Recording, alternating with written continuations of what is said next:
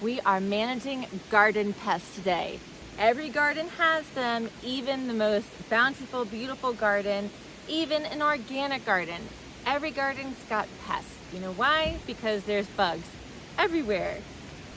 And this is my third year of not spraying at all, even organic pesticides, and there's a reason for that. I'm gonna tell you all about it. But before we dig in, make sure to hit that subscribe button and check out my memberships for more one-on-one support. Let's dig in. Why should we not spray our garden with organic pesticides? Because organic pesticides, all pesticides, are non-selective. While there are some organic pesticides that I'll mention that are good for certain bugs, that perform best on certain bugs, pesticides will knock out your beneficial bugs. And what happens when you spray and kill off your beneficials like ladybugs, lacewings, praying mantis, milkweed assassin bugs? There's so many. In fact, the majority of bugs in your garden are beneficial. And what happens when you kill those is it makes your maintenance harder. You have to work harder at killing off more bugs because there's an imbalance in your ecosystem. So I prefer to not spray at all. And what I do instead are some more gentle approaches to handling bugs, and it is bug specific. We're gonna start in my pumpkin patch. The infamous vine borer is always destroying your squashes and your pumpkins by noticeably just one day seeing a massive little clump of sawdust on the stem and your plants wilted. It was growing, it was looking beautiful, and then the next day you see that weird like crack stuff in the stem and sawdust coming out. That's a vine borer. There's actually a little larvae inside the stem. And while there are some approaches to just removing that and keeping your plant, I've tried them, they're not always successful. Most of the time they're not. So I have a different approach for prevention of the vine borer. The vine borer actually starts out as a moth, or I guess which came first, the chicken or the egg? The egg came first, it turns into the larvae, but then it turns into a moth that goes back and lays the egg. Those moths will lay singular eggs along the stem. That egg is tiny, really, really, really tiny. It looks like a tiny brown dot. And if you see it, you want to smush it. That's the best case scenario. You might see that moth flying around. You can put insect netting around your beds, but sometimes that could trap the moth inside. And you have to open it up and let everything breathe for a day, a week, in order to make sure that you're not trapping any of the bad stuff inside.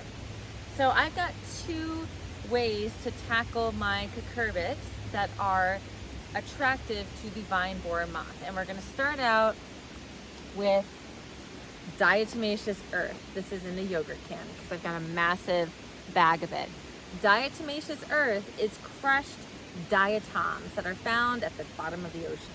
And it basically acts like shards of glass to the exoskeleton of insects, soft-skinned insects like the vine borer. So we're gonna be using this, and we're gonna be using some straight up aluminum foil. I would not worry so much about the amount of aluminum of this leaching into your plants. Aluminum is obviously a heavy metal that is not good for us and can lead to neurotoxicities like Alzheimer's, Parkinson's, things like that. So we don't use aluminum in our armpits and deodorants. I don't cook with aluminum. I usually line it with parchment paper, but in this application, we're just gonna be putting it along the stem, and it's not gonna soak into the plants for this short amount of time. Let's take a look at what we're doing. All right, pumpkin patch plant number one. I've got two plants here, so I need to thin it down. I may have even found, oh, yes, there's a vine borer egg. Stephanie, you want to check this guy out? Yes. Look at that little sucker right there. That is the bad boy. That's what we're going after. So I'm so glad that we're doing this today because the vine borer moth has already visited our plants, y'all. And we have to choose one of these plants to keep. We can't keep both of them for airflow and space, thinning our plants per usual. So I'm gonna look for the best looking one. And honestly, they both look great. I think I'm gonna go for this one though. I'm gonna cut this guy at the base. And then I can show you this egg.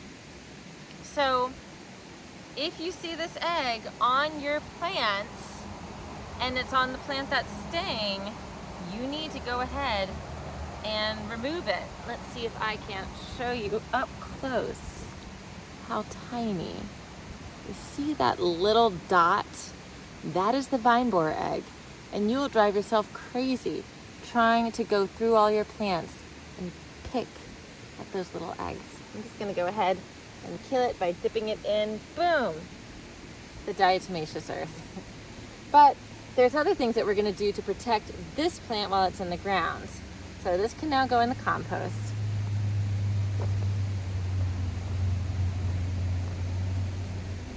So I am looking along the stem. I am gonna go ahead and just take off any more vine borer eggs because they'll lay more. But they are gonna lay them along the stem because, and not the leaves. Sometimes you might see them on the leaves, but it's real because the actual larvae is eating the cellulose inside the stem. And so they're usually on the stem. I'm also gonna get rid of any more decaying material to keep my plant healthy. These are actually the cotyledons. They're yellowing and gonna fall off anyways. They look like they've got some chew marks from another pest, probably a snail or a slug. So now I've got my keeper here. And always mulch is a preventative action against pests because it makes it another barrier for them to get to the plant. So you can never have too much mulch. The next thing I'm gonna do is I'm gonna take some of this diatomaceous earth and I'm going to sprinkle it along the stem. And I'm gonna do that kind of on all sides. And I can use my hands, I can keep it at the base. I'm just kind of dusting it like that. That is method number one. Diatomaceous earth makes it so that the moth cannot lay its eggs on the stem, and if the eggs are already on the stem and you've missed it and you don't see it, it will prevent the eggs from hatching. The second thing I will do, and you could do a combination of this, let's do both, why not? Oh, before I move on, you should know that diatomaceous earth will deactivate when wet. So if you've got a sprinkler system, if it rains, you need to reapply if you've got a problem. Now I'm using my aluminum foil. And I'm actually just going to take a little bit to wrap around the base. And I'm making little sweaters for the stems here. It's like a conspiracy theory plant with its tin foil stem. But again, we are just now removing the opportunity for the vine borer to come in and do its thing. And so this is pretty extensive that I've done 3 stems like this. But what you have to understand about the vine borer is that you're not trying to avoid the vine borer forever and always. You have to understand that pests will come, and at some point your plants are going to get stressed. Could be in the heat of summer, could be because of drought. No matter what, pests are going to come, the bad guys. But the goal of permaculture gardening with pests is that you grow a strong enough plant and get a strong enough yield before the pest pressure really hits. And so it's this beginning stage of pest prevention that is key. All right, we're gonna move on. Here is an example of spiders being friends in your garden, because there's little black flies that are generally pretty harmless, but sometimes they can eat the foliage. And that spider's created a web on the plant. and is taking care of them for me. If I sprayed even organic pesticide, it would knock out that spider. This is the conspiracy theory pumpkin right here. It's a conspiracist, and every single thing that it says is wrong. Not really. I want you to check out my huckleberry plant. This guy here is growing specifically as a trap crop. Great preventative pest measure. And we talked about this more in detail with my tomato planting video, but basically I want this guy to get eaten up. I'm not gonna do anything about it. There's holes in the leaves, probably snails, slugs, maybe flea beetles. I'm not worrying about it.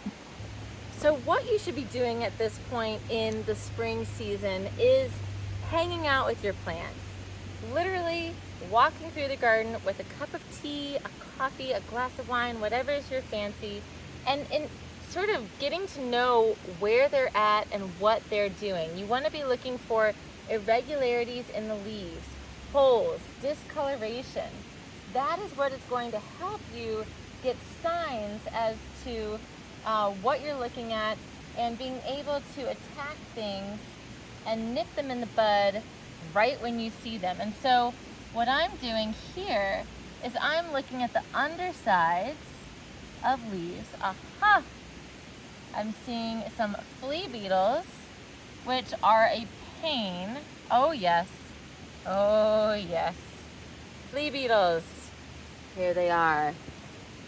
So let's see if you can see them up close. They look like tiny little black specks of dirt.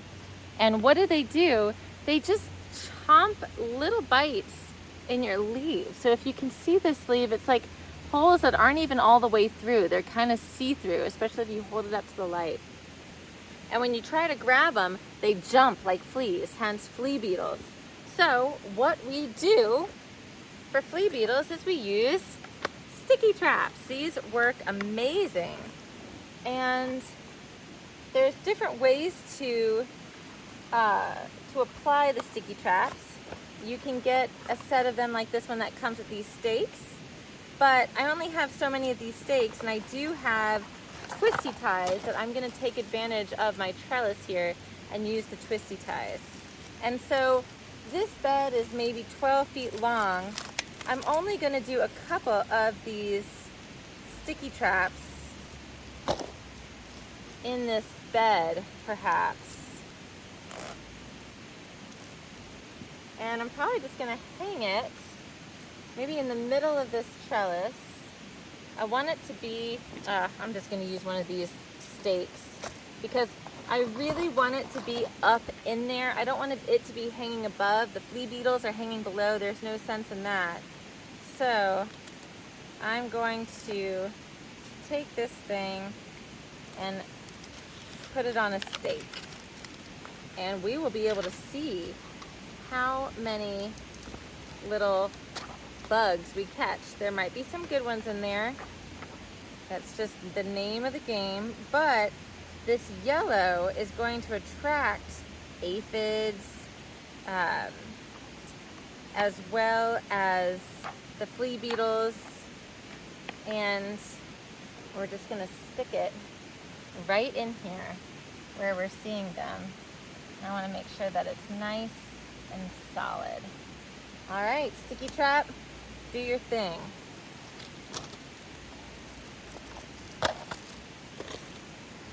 Now let's just see what else we can find. Carrots, they're usually pretty pest resilient. Ha! Here's an old potato plant, and it's got tons of flea beetles, and I'm not going to worry about that. I'm going to let that just be a trap crop. Let's check on these cabbages. Something is definitely going on with the cabbages, y'all. I'm digging around in here. And actually, when it comes to cabbages and broccolis and cauliflowers, what I'm doing is not only am I going to look on the undersides of leaves, ha, caught it, right in the action. But I'm also going to look on the inside. Now, this little guy is a cabbage worm. See that little dude? The eggs of that this moth will lay will typically be on the undersides of leaves, and you'll notice whole outer edges of the leaf eaten. Boom, there's a bunch more. And for these, I just smush. I just go through and I try to be diligent in smushing. And that's it. That's all that I'm doing. But snails or slugs eat individual holes. Caterpillars eat whole outer edges, just like that. So what we're gonna need to do on these cabbages is we're gonna need to go through and look on the undersides of these leaves. Let me see if I can find another one.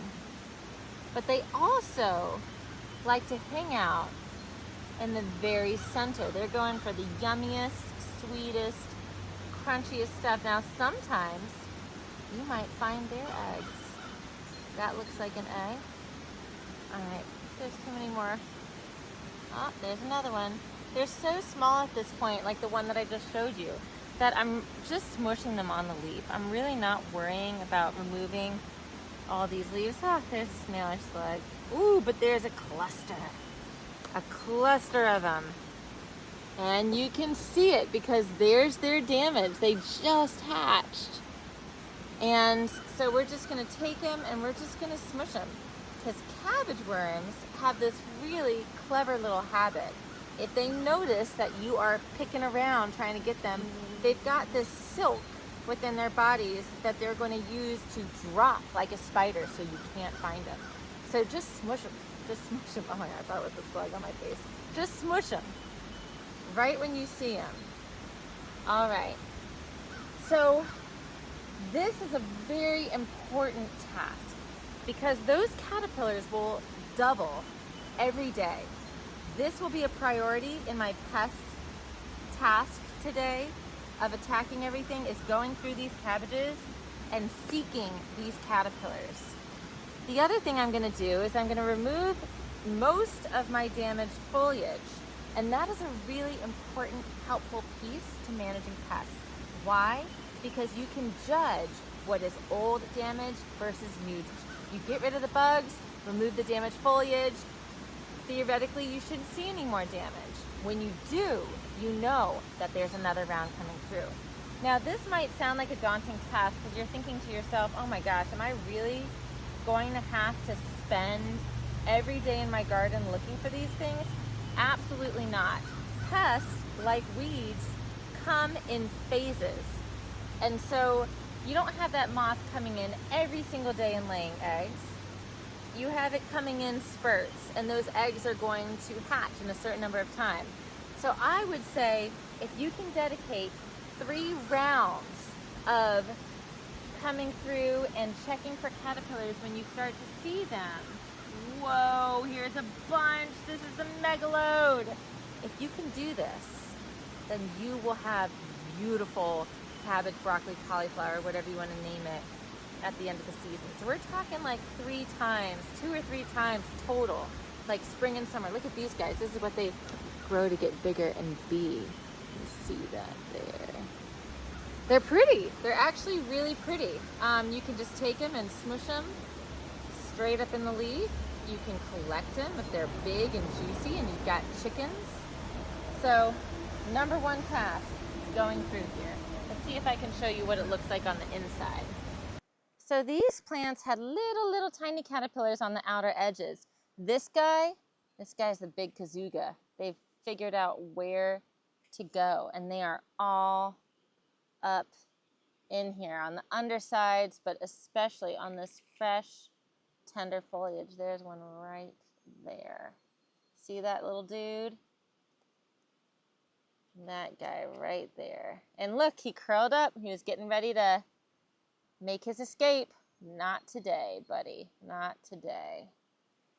But they love that fresh foliage right in the center. I am seeing some snail and slug damage on various plants, honestly. But I'm going to attack those with a beer trap, and I'm going to do a separate video on that. It's pretty intuitive. The beer traps attract the snails and slugs, as well as some other pests, using yeast. And they're super effective. You have to switch them out. but we're gonna move on from that for today. The other bugs that they work well with are roly-polies, centipedes. Look at all this. We've got a massive infestation of flea beetles. And this is my potato patch. I'm not too worried because I'm not growing potatoes for the foliage. The foliage is actually toxic. I'm growing potatoes for the roots. And so the flea beetles are probably not an issue, but I am gonna go ahead and put most of my sticky traps in the center of these beds to try to control that population. So walking around the garden, looking for irregularities, and what do I see? A potato beetle, Colorado potato beetle. These guys will decimate your plants. And if they do, when they do, and they eat all of the foliage, the potatoes will rot. Let me show you what it looks like. There it is in all of its glory. Just enjoying snacking on my plant. These guys do massive damage, you guys. It's this that is caused by that beetle. They will knock out these plants.